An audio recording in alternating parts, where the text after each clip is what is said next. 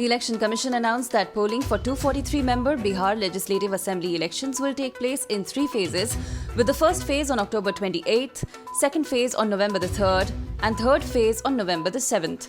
Counting for all phases will take place on November the 10th. The Model Code of Conduct is now enforced in the state.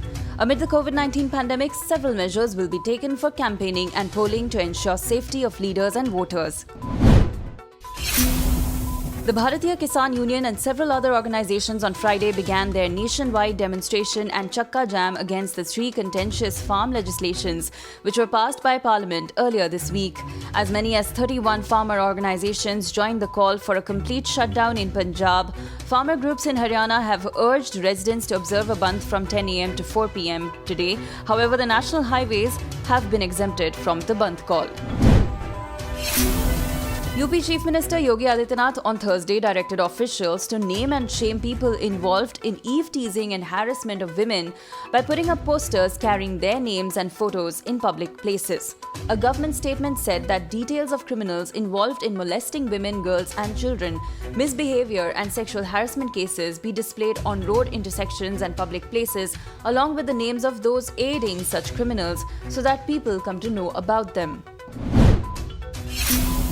The Comptroller and Auditor General of India has found that the government violated the law by retaining Rs 47,272 crores of GST compensation cess in the CFI during 2017-18 and 2018-19 and used the money for other purposes, which led to overstatement of revenue receipts and understatement of fiscal deficit for the year.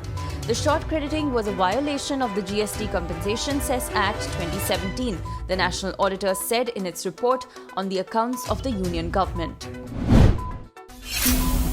Sunil Gavaskar on Friday found himself in the midst of a controversy for making an unsavory comment against Virat Kohli and his wife Anushka Sharma after the Indian captain's forgettable outing in the IPL.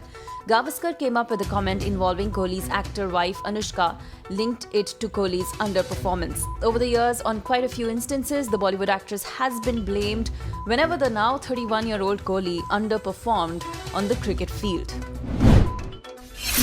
Veteran playback singer S.P. Balasubramanian, who was battling COVID-19 since last month, has died at MGM Healthcare in Chennai.